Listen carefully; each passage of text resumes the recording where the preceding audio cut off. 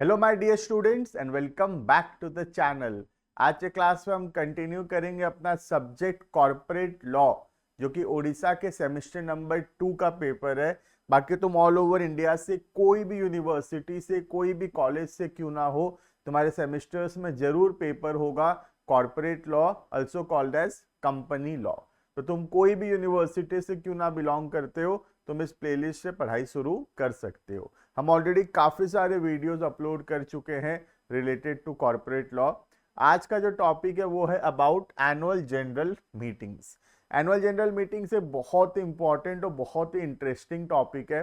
But before we start the video, you can check the description में एक app का link दिया हुआ है, उस ऐप को जरूर से डाउनलोड कर लो, रजिस्टर कर लो। वहाँ पे बहुत सारी information, details, exam related practice questions, past exam questions, notes, videos, सब कुछ वहाँ पे अवेलेबल होगा।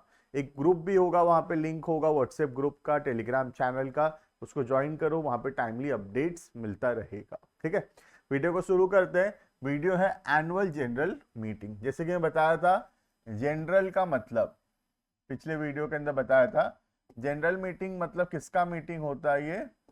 This is the meeting of share holders. ये शेयर होल्डर्स का मीटिंग है, ठीक है। और एनुअल का मतलब क्या है? ईयरली एक बार जो चीज होता है, that is called as annual.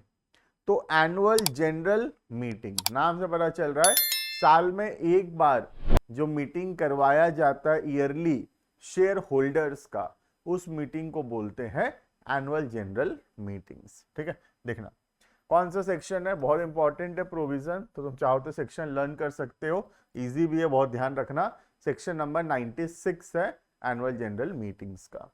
Section 96 of the companies act provides that every company, whether public or private, whether with share capital or without, whether limited or unlimited, except a 1% company, must hold a meeting of its member each year. तो हर साल हर एक company को meeting करना पड़ेगा। ठीक है, सिर्फ किसको छोड़ के? एक्सेप्ट अ 1% कंपनी। वो तो ऑब्वियस सा बात है, तुम खुद सोचो, 1% कंपनी में तो अकेला मालिक है। अकेला मालिक किससे मीटिंग करेगा, है ना? मीटिंग के लिए कितने लोग चाहिए? मिनिमम 2 या 2 से ज्यादा लोग चाहिए। 1% कंपनी में there is only 1 person as the member. तो जब ओपीसी में सिर्फ एक ही पर्सन मेंबर होगा, तो ओपीसी के ऊपर एजीएम का रूल लागू नहीं होता। ठीक है, तो ओपीसी को छोड़कर बाकी जितनी भी कंपनीज हैं, सबको साल में एक बार एनुअल जनरल मीटिंग करना पड़ेगा। ठीक है, मैंडेटरी है ये। Since it is to be held annually, क्योंकि साल में एक बार होता है, it is known as annual general meetings. The Companies Act further requires that an annual general meeting should be held by a company in addition to any other general meetings that may have been held in the year. तो साल में अगर कोई और meeting हुआ भी है, फिर भी तुमको एनुअल जनरल मीटिंग्स करना पड़ेगा। अगर शेयर होल्डर का और मीटिंग हुआ है साल भर में, भले 2 बार 3 बार 4 बार शेयर होल्डर मीटिंग हुआ है पहले, but still you have to do the annual general meeting, लेकिन फिर भी हमको एजीएम जो है वो करना पड़ेगा। क्लियर है? तो एजीएम का रूल एप्लीकेबल है हर एक कंपनी के ऊपर अदर देन द ओपीसी। अगर तुम और शेयर होल्डर्स का मीटिंग किए हो ड्यूरिंग द ईयर, तब भी तुमको कोई छूट नहीं है, कोई माफी नहीं है, तुमको फिर भी एजीएम करना पड़ेगा। ठीक है, next, in case of OPC, OPC क्या करे? क्योंकि ओपीसी में तो बेचारा अकेला आदमी है, वो अकेला ही उसका मेंबर है, तो अकेला पर्सन किससे मीटिंग करेगा, है ना? तो ओपीसी के ऊपर मीटिंग का रूल लागू नहीं होता। तो ओपीसी क्या करेगा, देखना, in case of OPC it shall be sufficient if a resolution is communicated by the members to the company, enter in the minutes book, and the minutes shall be signed and dated by him. तो यहां पे क्या बोल रहा है companies act कि OPC को ना मीटिंग करने का जरूरत नहीं है। जो भी चीज मेंबर करवाना चाहता है कंपनी में, क्योंकि एक अकेला मेंबर है, अकेला पर्सन ही तो मेंबर है ना, तो किसी से कुछ परमिशन का जरूरत नहीं है, जो ये चाहेगा वैसा ही होगा। तो मेंबर जो है जो चाहता है कंपनी को कम्युनिकेट कर देगा, और कंपनी का मिनट्स बुक होता है, मिनट्स बुक में वो मेंशन्ड हो जाएगा। तो इसका मतलब कंपनी के ऊपर वो चीज एप्लीकेबल होगा। कोई मीटिंग नहीं कराना पड़ेगा, ऐसे ही बस कम्युनिकेट कर देगा मेंबर टू द कंपनी कि मेंबर क्या चाहता है, और वो कंपनी में लागू होगा। क्लियर है ये? Next, importance of AGM. AGM कराना क्यों जरूरी है? आखिर इतना इंपॉर्टेंट क्यों है एनुअल जनरल मीटिंग कि हर एक कंपनी को साल में एक बार एजीएम कराना पड़ता है? भले ही वो दूसरा मीटिंग किए हो, भले ही साल में 5 बार मीटिंग हुआ हो शेयर होल्डर्स का, बट स्टिल कंपनी को एजीएम कराना पड़ता है। तो एजीएम का क्या इंपॉर्टेंस है यहां पे हम देखेंगे। दो टाइप का बिजनेस के बारे में कंपनी डिस्कस करता है एजीएम में, एक हो गया ऑर्डिनरी बिजनेस और दूसरा हो गया स्पेशल बिजनेस। ठीक है, देखना, the annual general meeting is a very important because of the nature of business transacted in it.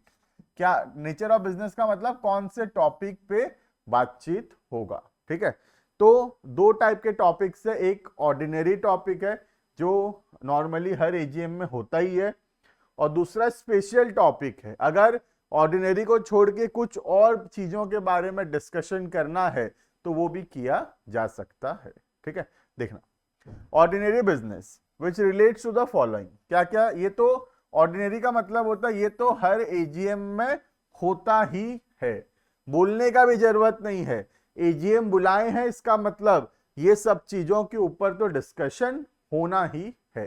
ठीक है, क्या क्या चीज? पहला, consideration of accounts, balance sheet, auditors and directors report. तो balance sheet, financial statement, auditors report, directors report, ये सब देखा जाएगा। नेक्स्ट, डिविडेंड डिक्लेयर किया जाएगा। तीसरा, अगर डायरेक्टर्स जो रिटायर हो रहे हैं उनके जगह नया डायरेक्टर्स अपॉइंट किया जाएगा। एंड लास्ट, ऑडिटर्स को अपॉइंट करके उनका सैलरी फिक्स किया जाएगा। तो ये सब ऑर्डिनरी बिजनेस है, ये सब का बोलने का भी जरूरत नहीं है। एजीएम हुआ है मतलब ये सब चीजों के ऊपर डिस्कशन होगा ही होगा। ठीक है, क्या क्या चीज है? Financial statements, dividend, appointment of directors, appointment of auditors. ठीक है, अगर इन सब चीजों को छोड़कर कुछ और मैटर्स के ऊपर डिस्कशन करना है तो उसको बोलते हैं स्पेशल बिजनेस। और पहले से इंफॉर्म करना पड़ेगा नोटिस में कि क्या क्या स्पेशल बिजनेस के ऊपर डिस्कशन करने वाले हैं। ठीक है, देखना, any other matter other than mention above shall be considered as a special business। कोई भी और ऊपर का जो ऑर्डिनरी है उसको छोड़ के कोई भी और बिजनेस, कोई बिजनेस का मतलब क्या होता है? टॉपिक्स जिसके ऊपर डिस्कशंस होंगे। ठीक है, तो कोई भी अदर टॉपिक को हम बोलते हैं special business. it is to be noted that whenever any item of special business is to be transacted at a meeting, a statement giving all material facts concerning each item of the business should be annexed to the notice। तो अगर कोई भी special business के बारे में discussion होने वाला है एजीएम के अंदर, तो एजीएम का जो नोटिस दिया जाएगा 21 डेज से पहले एजीएम का नोटिस आता है कि कब है, कहाँ है मीटिंग, डिटेल सारा आता है। तो उस नोटिस के साथ हम शेयर होल्डर्स को इन्फॉर्म करेंगे कि क्या क्या स्पेशल बिजनेस के बारे में हम एजीएम में डिस्कशन करने वाले हैं। उससे क्या होगा सर? उससे बेटा जो शेयर होल्डर होगा वो प्रिपेयर होके आएगा कि क्या क्या टॉपिक्स के ऊपर डिस्कशन होने वाला है, वो अपना रिसर्च करके आएगा, उसको क्या बोलना है वो सोच कर आएगा। ठीक है, नेक्स्ट, तो दो टाइप का बिजनेस हो गया, एक ऑर्डिनरी और एक स्पेशल। नेक्स्ट आता है क्या प्रोविजंस है एजीएम बुलाने का। सबसे पहला, टाइम इंटरवल्स, कब एजीएम बुलाएंगे, कितना दिन का गैप होना चाहिए। ठीक है, सबसे पहला, not more than 15 months shall elapse between the date of one AGM and the other AGM। तो एक एजीएम और दूसरा एजीएम के बीच में मिनिमम बोल रहा हूं, मैक्सिमम 15 महीना का गैप हो सकता है। 15 महीना से ज्यादा का गैप नहीं हो सकता एक एजीएम और दूसरे एजीएम के बीच में। ठीक है, next, in case of first annual general meeting, अगर पहली बार एनुअल जनरल मीटिंग हो रहा है, नया कंपनी है, पहली बार एनुअल जनरल मीटिंग कर रहा है, it shall be held within a period of 9 months from the date of the close of the financial year. तो अगर नया कंपनी है तो जिस दिन ईयर एंड हुआ उसके 9 महीना के अंदर एजीएम करेगा। ठीक है, and in any other case with in a period of 6 months, और पुराना कंपनी जो है 6 महीना के अंदर एजीएम करेगा। ठीक है, जैसे एग्जांपल देता हूं तुमको, जैसे अगर एक न्यू कंपनी है और न्यू कंपनी का पहला ईयर खत्म होता है 31/3 सपोज 24 को, तो अगर ये फर्स्ट ईयर है, if this is the first year, नया कंपनी है, ये पहला साल है इसका, तो कितना दिन का टाइम दिया गया है, ईयर एंड से 9 months। ठीक है, ईयर कब से कब का था, ईयर था 1/4/23 से 31/3/24। ठीक है, तो 31/3/24 से 9 महीना का टाइम है, किसको, पहला ईयर में, फर्स्ट ईयर में, मतलब न्यू कंपनी को। और अगर सब्सिक्वेंट ईयर्स है तो सब्सिक्वेंट ईयर्स में क्या होगा देखना, सब्सिक्वेंट ईयर्स में अगर ईयर एंड हो रहा है 31/3/24 को, तो कितना दिन के अंदर एजीएम करना पड़ेगा, 6 months के अंदर। ठीक है, तो नया कंपनी को from the year and 9 months का टाइम है, और सेकेंड ईयर ऑनवर्ड्स हमेशा कितना होगा, 6 महीने का समय होगा। तो फर्स्ट ईयर में थोड़ा लेट कर सकते हो, 9 महीना लगा सकते हो, लेकिन सब्सिक्वेंट ईयर्स में 6 महीने का समय मिलेगा। 9 महीना या 6 महीना कहां से, from the end of the financial year.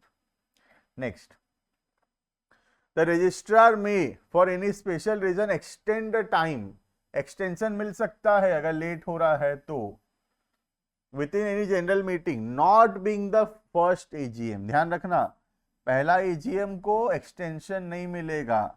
पहला एजीएम को क्यों एक्सटेंशन नहीं मिल रहा, क्योंकि ऑलरेडी पहला एजीएम के लिए 9 महीना का समय दिया गया था, ऑलरेडी एक्स्ट्रा टाइम दिया गया है, तो यहां एक्सटेंशन नहीं मिलेगा।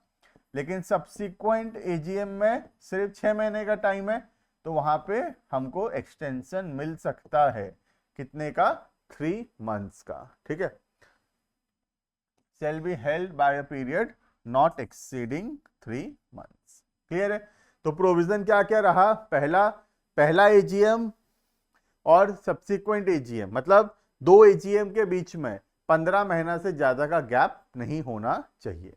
आज एक एजीएम हुआ तो नेक्स्ट एजीएम 15 महीना के अंदर होना चाहिए। सेकेंड, फर्स्ट एजीएम जो है वो 9 months में होगा, 9 months के अंदर होगा, with in the end of the financial year, और जो सब्सिक्वेंट एजीएम्स होगा वो 6 महीना के अंदर होगा, from the end of the financial year. ठीक है, अगर एक्सटेंशन चाहिए, लेट हो रहा है कोई भी रीजन की वजह से, तो हम रजिस्ट्रार से एक्सटेंशन ले सकते हैं। पहला एजीएम में एक्सटेंशन नहीं मिलेगा, सब्सिक्वेंट एजीएम्स में एक्सटेंशन मिल सकता है, नॉट एक्सीडिंग 3 months। क्लियर है ये, तो this was all about time intervals of calling a AGM. Next, कहां पे होगा meeting, the general meeting of a company में बी हेल्ड, वो तो पता ही रजिस्ट्रार ऑफिस में होगा, क्योंकि रजिस्ट्रार ऑफिस, हर कंपनी का जो प्रॉपर एड्रेस होता है, कौन सा एड्रेस होता है, रजिस्टर्ड ऑफिस एड्रेस। ठीक है, देखना, notice and place of meeting, तो नोटिस मतलब कितना दिन का नोटिस देंगे, जैसे कि मैं बताया था वीडियो के स्टार्टिंग में भी, नॉट लेस देन 21 days, तो मिनिमम 21 दिन का नोटिस देना पड़ेगा। मतलब आज जैसे मीटिंग है तो 21 क्लियर डेज, मतलब 21 डेज पहले बताना पड़ेगा कि हमारे यहाँ पे मीटिंग है, एजीएम है, ये टॉपिक के ऊपर डिस्कशन होगा, इस दिन मीटिंग है, इस जगह पे मीटिंग है, इतना बजे पहुंचना है। तो इंफॉर्मेशन देना पड़ेगा मिनिमम कितना दिन पहले, 21 डेज पहले, ठीक है, in writing. It may be called after giving a shorter notice in case the consent of all members. अगर सारे मेंबर्स हाँ बोलते हैं तो नोटिस शॉर्टर पीरियड का भी हो सकता है. अगर किसी को कोई दिक्कत नहीं है तो हम 21 डेज से कम का भी नोटिस में मीटिंग कर सकते हैं. लेकिन नॉर्मली रूल क्या है, 21 डेज का नोटिस होना चाहिए. मतलब मीटिंग से 21 दिन पहले नोटिस मिल जाना चाहिए शेयर होल्डर्स को रिलेटेड टू द एजीएम. ठीक है. नेक्स्ट, मीटिंग कहां पर होगा? The annual general meeting must be called for a time during the business hours.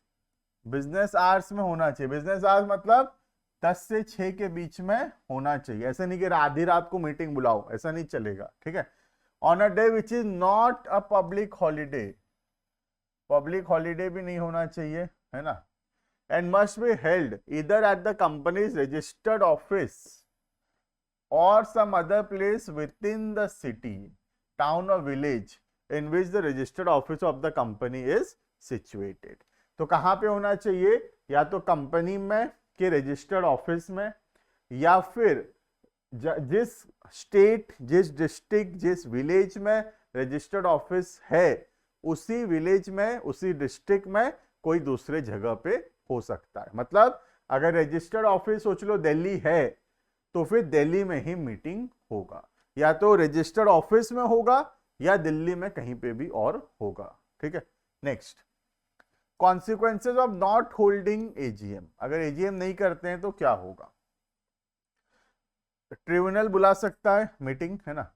If default is made in holding an annual general meeting in accordance with section 96, the tribunal, tribunal मतलब यहाँ पे national company law tribunal, notwithstanding with the provisions of act or articles of the company, call or direct the calling of a general meeting of the company on an application being made by any member. कोई member अगर request करेगा कि company तो meeting बुला नहीं रहा, tribunal को request करेगा कि तुम लोग मीटिंग बुलवाओ, तो ट्रिब्यूनल फिर मीटिंग बुलवा लेगा कंपनी के बिहाफ में. ठीक है. और अगर कंपनी डिफॉल्ट करता है तो उसमें फाइन्स भी लगेगा. ये रहा क्या पेनल्टी होगा देखना.